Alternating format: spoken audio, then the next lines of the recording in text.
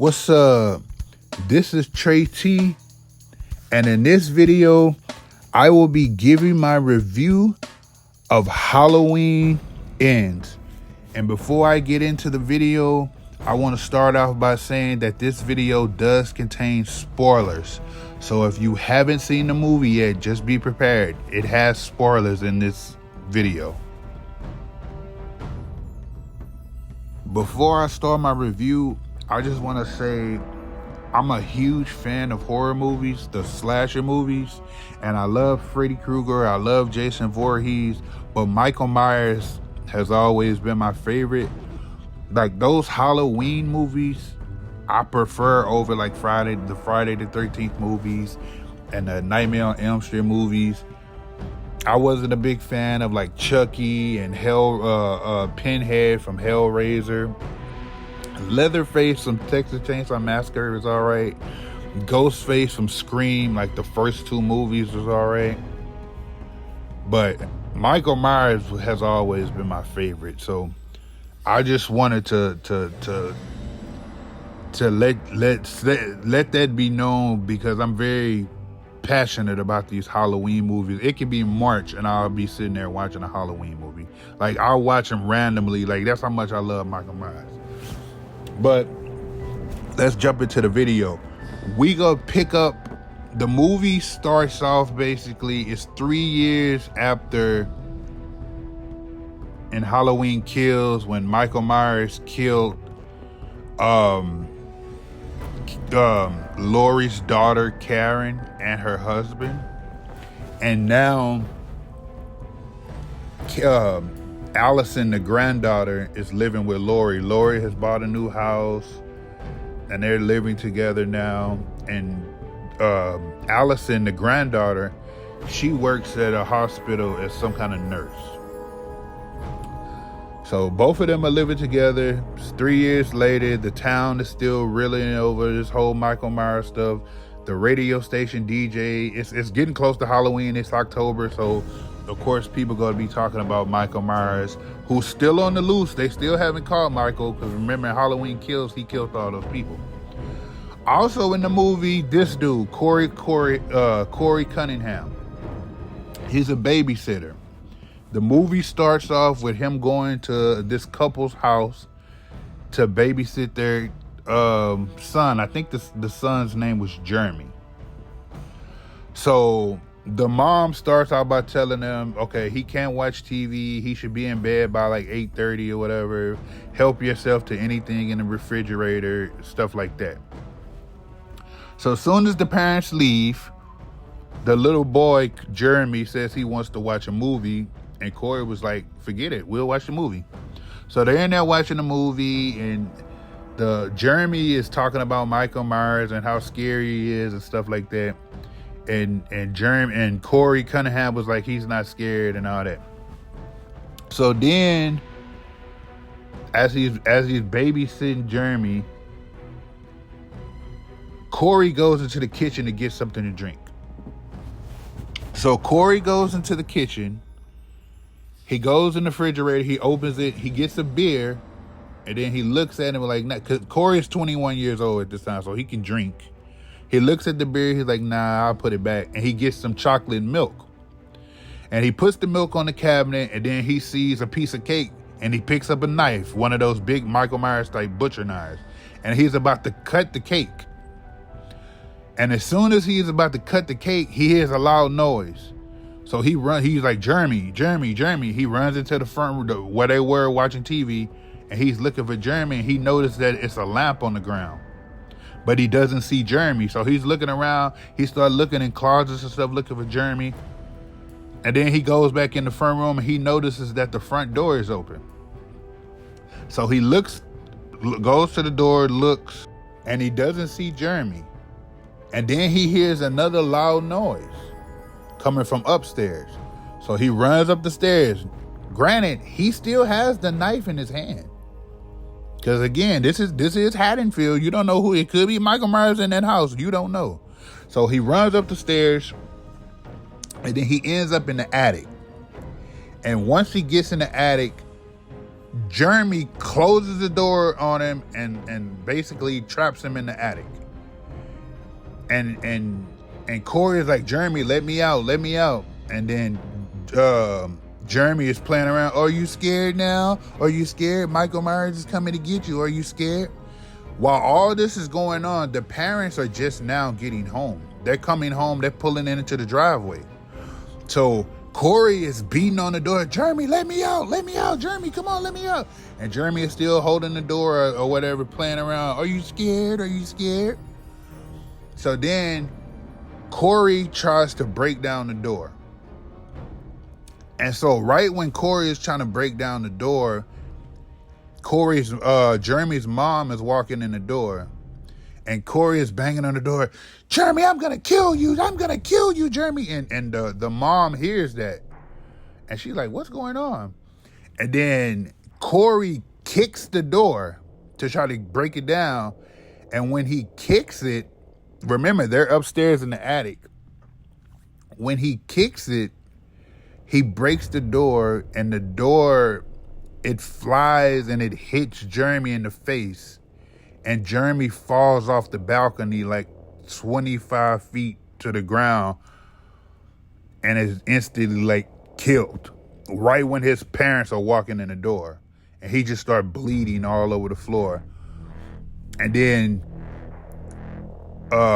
Corey comes out the attic and he looks down. He got the knife in his hand and he looking down, and they look up at him and they're like, what happened? What did you do? So then Corey is basically arrested, and when he's arrested, he passes, like when they're putting him in the police car, he passes Lori. Lori passes him while she's driving in her car. She sees the police putting him in the police car, in the back of the police car. So he got arrested, and then because it was that he told his story and all that, and because it was considered an accident, he was only charged with manslaughter. But now he's basically a pariah because everyone looks at him as this serial psycho babysitter who goes around killing kids. So he works at his uncle's, I don't know if it's a junkyard. It's a junkyard or something where they fix cars. It's either a junkyard or auto shop or something where they fix cars or work on cars or work on like vehicles and stuff. So he's going to the store. I don't know if that was his uncle. I think that was his uncle. It was somebody. They gave him a motorcycle because Corey would ride his bike to work and he was always late. So they gave him a motorcycle so he could, you know what I'm saying, he could get to work. But before that, he went to the store. He go in the store, he gets something, he come out. And this group of high school students, there was 4 of them, and they about to go in the store to buy some beer. But they don't have the ID. They forgot the ID, or it was taken or something like that. So they asked Corey if he could go in there and buy them a couple of 6-packs. But, you know, Corey's just been arrested a couple of years ago, so he really can't be getting in trouble again. So he was like, nah, that's all right. And then they get all defensive. Oh, what, you too good and all this? And then they recognize who Corey is. Oh, wait a minute. You're that psycho babysitter. So then Corey he went and got some chocolate milk in a glass. Because remember, that's what he was trying to drink when the whole thing started. So obviously he liked the chocolate milk. So he got the chocolate milk. They're making him angry. He breaks the milk in his hand and he gets cut and his hand is bleeding. And at that time, Lori is at the store getting some gas and she notices this. So she goes over there and tells the kids, the high school kids that's bullying Corey, why don't you guys just leave him alone and blah, blah, blah, blah, blah. So then they go in the store. And when the kids go in the store, Lori pulls out a knife. And she asks Corey, so which one of us should do it, me or you? So they cut the high school students, slash their tires, and put them on flat.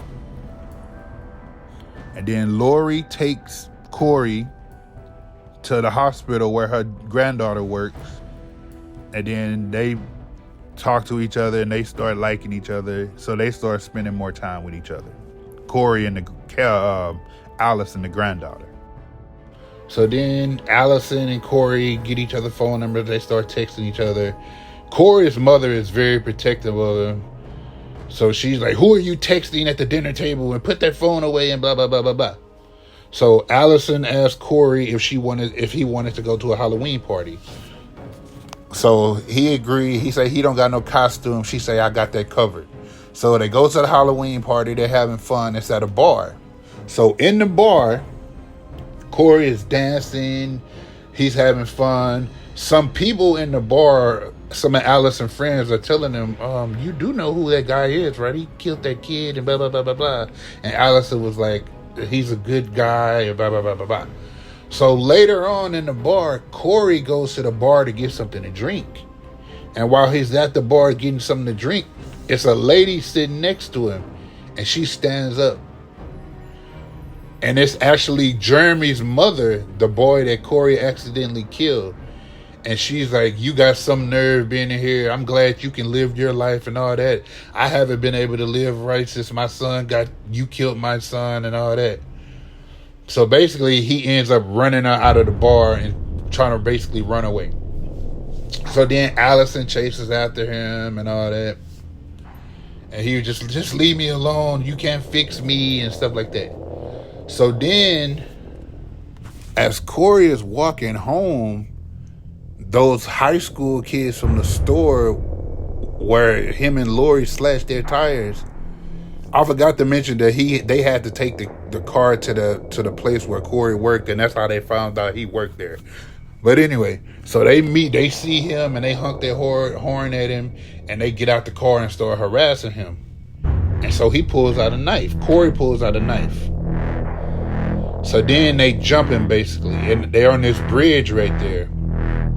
So then the main tough, the one that's acting tough, he ends up throwing Corey over the bridge. And the friends is like, you killed him. You're the real psycho. Because out of the four, it was only one girl that was really like, hey, leave him alone. You shouldn't mess with him and blah, blah, blah, blah, blah. The other ones were bullying Corey too. So they throw him over the bridge. They think he's dead. They jump in their car and run away. So Corey is laying down there on the ground. Someone grabs Corey's legs and drags him into a drain pipe. And then Corey wakes up in the drain pipe. That was at nighttime. When he wakes up, it's daytime. And he's like, well, how did I get here? Blah, blah, blah, blah, blah. And as he's about to walk out, a hand just grabs his throat and starts choking him. It's Michael Myers. Michael Myers is in the tunnel. And he's choking Corey real hard, about to kill him. And then Michael is through a hole. He's not face to face with Corey, but he's like on the other side of this like wall. But it's a hole, and he could see Corey when Corey was trying to walk out, and he grabbed him and started choking him. So then right when Corey is about to die, Michael looks into his eyes and he sees basically the darkness that Dr. Loomis saw when he looked into Michael's eyes. And then like a little flashback came where Corey ended up killing Jeremy and all that. I guess they tried to make it seem like Michael saw the evil in Corey's eyes that he had in his eyes, so he let Corey go. And then Corey immediately jumps up and runs out of the tunnel. When Corey made his way out of the tunnel, it was a homeless man who saw it. He was like, oh, it's in there, isn't it, boy? And then he pulls the knife that Corey had, that the boy slapped out of Corey's hand. The homeless man had it, and he pulled it on Corey. He said, you go in there and you get me that mask. So then they fight, and Corey ends up killing the homeless man. So now this is basically the beginning of Corey's path of becoming a psychopath, basically. So then later on, Corey starts seeing more and more of Allison. And then he goes to Lori's house to get Allison to apologize to her about leaving the party and all that. And then he tells Allison that he killed somebody last night. Well, he told her he killed somebody. I don't know if he told her that because she was thinking he killed Jeremy. Talk about that when he killed Jeremy, but he was really talking about when he killed the homeless man. So then Lori starts telling Allison she don't want her seeing Corey anymore. And then Allison was like, "You're the one that set us up, and you started all this and all that." So Allison and Corey go to this restaurant. They're eating, having fun, and this policeman who had hit on Allison earlier in the movie, he's at the bar. He goes over there while Allison and Corey are eating, and he goes hitting on Allison while Corey, and she was like, "I'm with someone." And he was like, "Oh, I apologize," and blah blah blah blah blah. Then he kept asking Allison if she wanted to join them, and he can join too and all that. And then Corey got real angry, said, "We're fine." And so then the policeman and Corey got into it, and then the policeman recognizes who Corey is. So the policeman backs down and go back to his table with his friends and their little party. And then Allison and Corey say they need to leave Haddonfield. It's nothing here for them. Let's just leave and burn it all to the ground and blah, blah, blah, blah, blah. So then Allison leaves, and then Corey leaves. So when he dropped Allison off at home, the policeman follows Corey. Corey goes back to the tunnel, the manhole, not the manhole, but the tunnel basically, where Michael Myers is. And the policeman follows him. So he's looking for Corey, and he sees this tent. He thinking Corey went in a tent. But when he opened the tent, the dead homeless man flies out. And then that's when Corey comes up behind him and puts this thing over here trying to suffocate him. But the policeman is able to break out of it, and Corey runs into the tunnel. And stupidly, the police, I don't care how mad at somebody, I'm not about to follow nobody into no tunnel. So the policeman follows him into the tunnel, trying to find Corey, and that's when the policeman comes face to face with Michael Myers.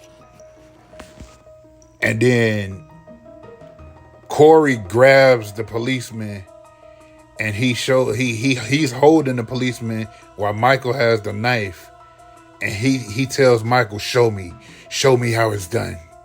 And then Michael starts stabbing the policeman like 10 times. And that's when basically that's how the story happened, where Corey was like, okay, now I'm gonna be a killer too. So then fast forward, Corey killed another nurse where Allison works. She ends up getting a promotion because she's sleeping with the doctor who basically gives Allison a hard time, but he's nice to the other nurse. So he promotes her, invites her back to his house. So then Corey goes to the house and kills the woman. He kills the doctor. And the woman sees it, and she's trying to call 911. And she tries to run out the door, but as soon as she runs out the door, she runs into Michael. So Corey took Michael to the house to kill the doctor and the woman. So now he's really becoming a serial killer now. So then later on in the movie, Corey, he's had enough is enough. He's had enough. So he goes into the tunnel. He wants to be Michael. He wants to be Michael Myers now. So he goes into the tunnel, and he comes face to face with Michael, and he tries to fight Michael. So while fighting Michael almost kills him, but he gets away, and he's able to knock Michael down, and he takes Michael's mask and runs away out of the tunnel. And then Michael gets up. So now Corey has Michael's mask, and he's going full on Michael Myers now. He goes and kills the bullies. He sets up the bullies so they'll follow him back to the junkyard, the mechanic shop, or whatever. And then he traps them in there, and he kills all 4 of them. So after he kills them, Allison texts him like, where are you? Are you okay? Blah, blah, blah, blah, blah. Then he goes back to his house where his mom is, and he kills Corey goes and he kills his mom. So during all this time, this is the part of the movie to where if you've ever seen Friday the 13th Part 5, A New Beginning, it was this man in the movie who basically, he tried to become Jason. So he gets a hockey mask and he pretends he's Jason and he goes on a killing spree and everybody thinks it's Jason. So this is basically what Corey is doing, kind of. He got Michael mask now. He's going around killing people. He's pretending he's the new Michael Myers. Like, and this part of the movie, I was like, why are they trying too much to be Friday the 13th? I don't really like that copycat serial killer plot line. So the reason why Allison was texting Corey is basically they were supposed to run away together and all that right before he started killing all those people. So asking him where he was and stuff. So remember, Lori didn't want Allison to be with Corey anymore, so she had told her that. And she told Lori actually went to the house. Corey would go to the house where Jeremy died and he would sleep there. Once he left his parents' house, he would go sleep there. So Lori went there and told him to stay the fuck away from Allison and all that shit. So then that's when Corey had made up his mind, I gotta kill Lori now. So that's when he decided to go get the mask and all that and become Michael Myers. So Lori this whole time has been writing a memoir about the events that happened with her and Michael Myers and all that. So Corey goes to Lori's house to kill her. And Lori is she's typing up her memoirs and she's calling the police saying, I like to report a suicide.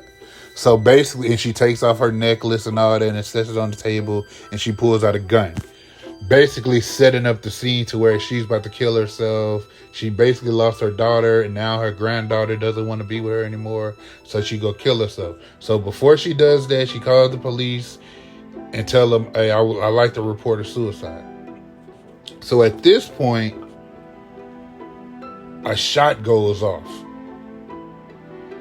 And then the door opens and boom, Lori's sitting there with the gun pointed at the door. It's Corey in a mask, in Michael's mask. And she was like, did you really think I was going to kill myself?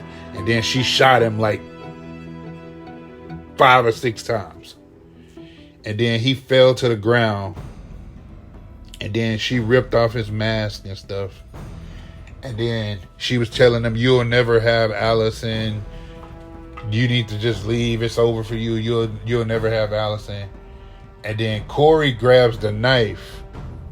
And he said, if I can't have her, then no one will, or something. So basically, he stabs himself in the neck. And when he stabs himself, then Lori pulls the knife out. And once Lori is pulling the knife out, Allison is just now walking through the door. And Allison is, what did you do? Why did you kill him? And blah, blah, blah, blah, blah. I hate you. And Allison runs away. And now Lori drops the knife on the ground. And she just like walking around the house. And then Michael shows up to the house. Michael had followed Corey before. He already knew where Lori lived. So that's how he knew how to get back to the house. So now Michael is in the house. Michael picks up his mask and he picks up the knife. So then he goes and he attacks Lori. So after Lori hid in the kitchen in like a cabinet, this is the showdown we all been waiting for. This is the climax of the movie, Michael versus Lori. So they're in the kitchen fighting, kind of like how they did on Halloween H2O when they were at the school in the kitchen fight. So they're fighting, hitting each other, trying to stab each other and stuff. Lori pulls out a knife. Well, she hasn't pulled out a knife yet. But Michael was slamming her up against cabinets and stuff. So then Lori had the knitting needle. Remember in the very first Halloween, she picked up a knitting needle and stabbed him in the neck. She had picked up a knitting needle in this movie too. And this time, Michael picks up the knitting needle. And he stabs the knitting needle in Lori's ear, just like trying to drill it into her ear. So then, Lori was able to pull out a knife, and she stabbed Michael in the hand, and his hand was stuck on the table. So then she got another knife, and she just kept stabbing him, and then she stabbed. It was the other hand. She stabbed the other hand, so now both of his hands are stabbed to the table, to where he can't move them. And then she takes the refrigerator and she drops it on top of him so he can't move. So now he's stuck. So she basically just takes out all her past pain and all that. She takes it out on Michael. She takes off his mask, and then she starts cutting him and stabbing him in his chest and his heart and all that. And then she slits his throat, and thinking he's about to, like, his eyes, you can see his eyes, like he about to die. But then he takes one last, he get a rush of adrenaline, and he just slices his hand from the knife and takes it out from the knife, and he grabs her throat. And he just starts choking the hell out of Lori. And at that time, Allison, when she realized that the police were going back to the house, she realized that Lori was right the whole time, that Michael was dangerous. That Corey was dangerous, that he probably, Lori didn't kill him, or if she did, it was in self-defense. So Allison goes back to the house, and that's when she runs in and she saves Lori from Michael killing. So once she saves Lori then slits Michael's wrist, and then he just bleeds out. And then the police get there. So now it's basically over with. They got Michael, he dead. But they don't want to just leave it like that. They want, because the people of Haddonfield have been hurt for 40 years over this, and they need closure. So what they do is they say it ends tonight. So what they do is they take Michael's body and they tie it to Lori's car, to either Lori's car or Allison's car, and all the police, they line up in a line and they drive down the road for all of the citizens to see the boogeyman is dead. Everybody can rest.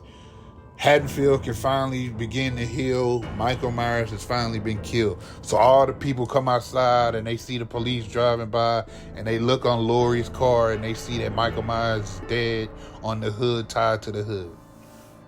So then they take the body to that junkyard or a mechanic, whatever that was, they take it to that. And they take Michael's body. They say it's not going to be no police report, none of that. This ends tonight. So they take Michael's body and Lori dumps it into like the crusher, the compactor thing. And it just rips Michael's body up, smushes him, crushes him. And now it's really over with. It's done. Michael Myers is dead. No more Halloween. No more Michael Myers is going to kill us. We got to worry about it. It's over with. And then that's basically the end of the movie. And then the policeman from Halloween Kills, him and Lori start spending more time together. And that's how the movie ends. Now, overall, I did like the movie.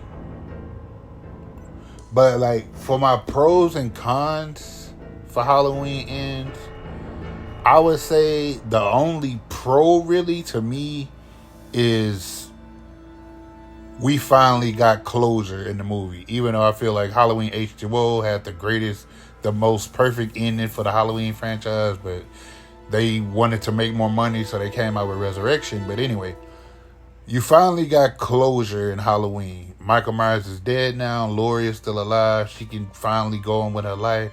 The cons, I have way more cons than pros. The cons, it wasn't a lot of killing in this movie. Now, like the one before Halloween Kills, Michael was on a rampage. He was killing everybody. This one, it wasn't that many kills. Then it wasn't a lot of Michael Myers. And it wasn't a lot of Laurie Strode. I feel like they focus way too much on Corey Cunningham in this movie, doing some kind of knockoff Jason Voorhees, Friday the 13th Part 5 copycat serial killer type shit. And then Laurie, like in that very first Halloween remake, like the one from 2018, Laurie was a badass. Like, she was training with the gun. Now, maybe it's because Jamie Lee Curtis is way older now. So maybe that's why they didn't have her in a lot of action scenes and shit. But she was way more of a badass in that first Halloween movie. And even in Halloween Kills in the beginning, she was, hey, let's get him and blah, blah, blah, blah, blah. But the last two movies really, you really didn't see that much of Laurie Strode doing anything. Also, they never said Laurie and Michael were brother and sister. So that's a con. That is my review of Halloween Ends. Overall, I did like the movie. I'll probably give it like a 6.5, maybe a 7 out of 10. Halloween Kills was mainly good because I mainly like Halloween Kills because of all the killings, especially that scene with all the firefighters when Michael killed the firefighter and Dr. Loomis. I damn near shed a tear when I saw Dr. Loomis and Halloween Kills because Loomis is one of my favorite characters in Halloween. But watch the movie, judge for yourself whether you like it or not. As always, thanks for watching. Subscribe to the channels. I'm gonna do another Halloween video of which Halloweens I'm gonna rank my Halloweens, or which ones I feel like are the best ones and which ones I feel are my favorite ones. But anyway, like and comment, subscribe to the channel. More videos coming soon. Trey T out. Peace.